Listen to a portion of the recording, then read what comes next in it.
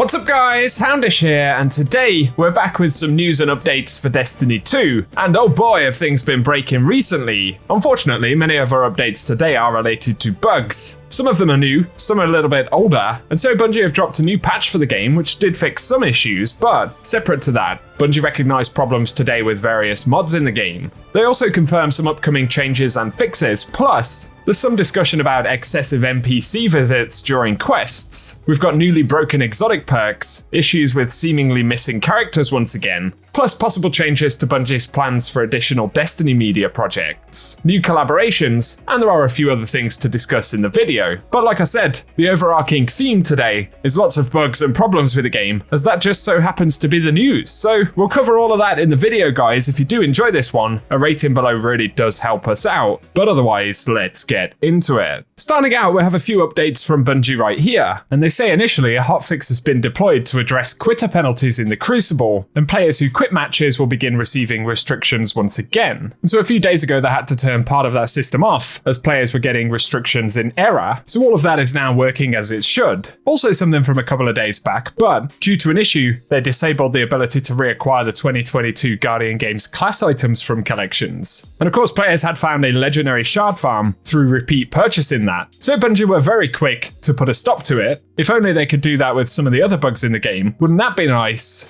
And next up, a separate issue, but players have reported that the firepower mods aren't working correctly, and Bungie have said that they are aware of this issue and they hope to get a fix out in a few weeks' time. Of course, that's affecting a lot of different builds in the game, so it's another unfortunate one, but it looks like a fix for that will be a little bit further down the road. So we'll have to wait for more updates, but at least it has been acknowledged. And following reports from a couple of days back that incoming damage is broken and resilience isn't doing what it's supposed to do, Bungie have said that folks have been testing, and for both resilience and damage resist mods. Currently they haven't found any difference in their performance, but they have opened it as a known issue, and they say that they're internally investigating it. So with any luck, we'll get some more information about that one soon as well. Additionally, another thing that Bungie have touched on today includes missing characters during server maintenance. So some folks who are looking on the Bungie website and apps, when viewing their account during the server downtime, seem to have missing characters or no characters at all. But Bungie did respond on the forums and said they're currently investigating the issue. Characters are safe, and the issue is that servers handling the data are just not communicating with various apps and platforms. I believe a lot of those problems have subsided now, but this tends to be the reason it happens. And while annoying, at least fortunately, it's simply down to servers not speaking to each other properly and loading the appropriate data, but I'm sure on the back end Bungie do have backups and various ways of protecting account data should something go wrong, so something worth keeping in mind on that front. Another bug that some players have started to discuss though relates to Vergla's Curve. Of course that's the exotic bow for the season, and typically kills with the crystals form Hailstorm, which should be counted towards Hailstorm arrows. But at the moment, it appears that that isn't working correctly, and destroying the crystals doesn't seem to count for the Hailstorm perk. So,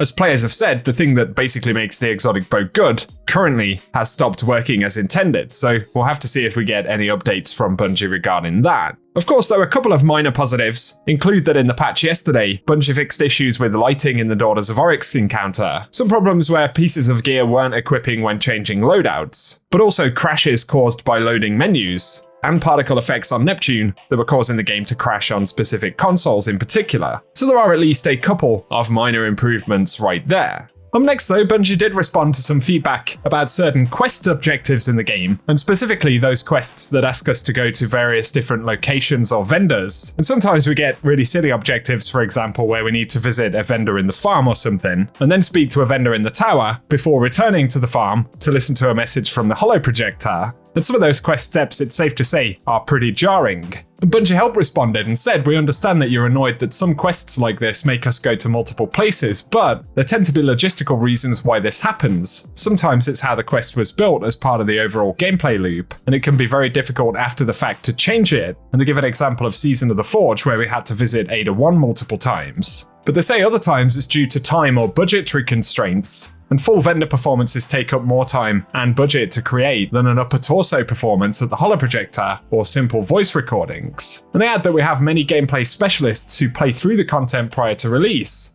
and then provide feedback to us about their experience. However, sometimes we're unable to act on that feedback for various reasons, such as production schedules. And they finished by saying that it is absolutely feedback they'll be looking at for future seasons. So maybe down the road, Bungie will give us slightly less repetitive or kind of time-wasty feeling objectives in the game. So it's good that there has been some recognition of that as an issue, but again, it isn't necessarily something that we'll see change very quickly. But nonetheless, hopefully those kind of objectives will improve in the future, so give us your thoughts about them below. Next up though, apparently Arknights and Destiny 2 are going to have some kind of collaboration in the near future. And so there's a trailer right here, and according to Destiny Bulletin, it looks like this will be a collaboration of a story collection event inside of Arknights that'll feature Destiny skins. And of course, we've seen a few collaborations with different titles over the past year or so it's possible that this could be expanded on as we go into next season. But for the moment, there aren't a ton of details about it. Arknights isn't actually a game I know a lot about, so give us your thoughts about it down below. But at the very least, for the moment, it looks like there will be some Destiny skins and Destiny-themed content inside of Arknights in an upcoming update. Destiny Bulletin also reported that Destiny's head of transmedia projects, which include TV, film, animation, and books, has left Bungie, and that's Derek Sy.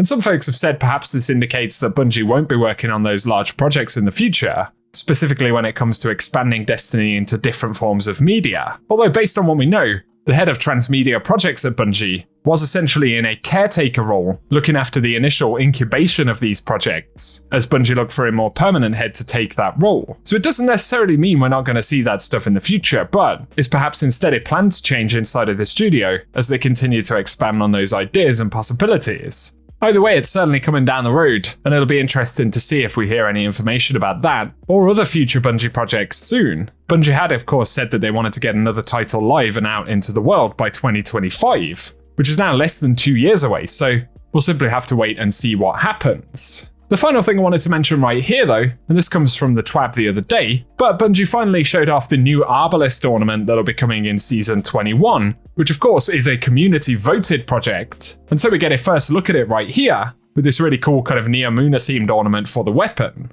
So that's one thing to look forward to, but there is already another exotic weapon ornament vote live at the moment, where the community are voting for a new ornament for Izanagi's Burden, Witherhorde, or Thunderlord. And so only one of the weapons will get that treatment, and it will take quite a while before, of course, it arrives in the game, as it has with the Arbalest ornament. And so the community voting is happening through email. Be sure to check your emails for any from Bungie regarding this. And once the weapon is selected, the community artist will create 3 ornament concepts for the weapon, which the community will go ahead and vote for. And then eventually down the road, the winning ornament will go into production and finally be released in the game. So give us your thoughts on that, which weapon you'd vote for, as well as any feedback on the final ornament for Arbalest that we've just seen right there. And of course, that will once again drop into the game during Season 21. Otherwise though, for today guys, that is everything that we have to speak about. So if you've enjoyed the video, be sure to drop us a rating down below. Give us your thoughts on the game at the moment, any of the various bugs or upcoming content that we're going to see shortly. But also feel free to get subscribed to the channel so I can keep you posted with everything related to Destiny 2. And for now, I hope you guys have an awesome day.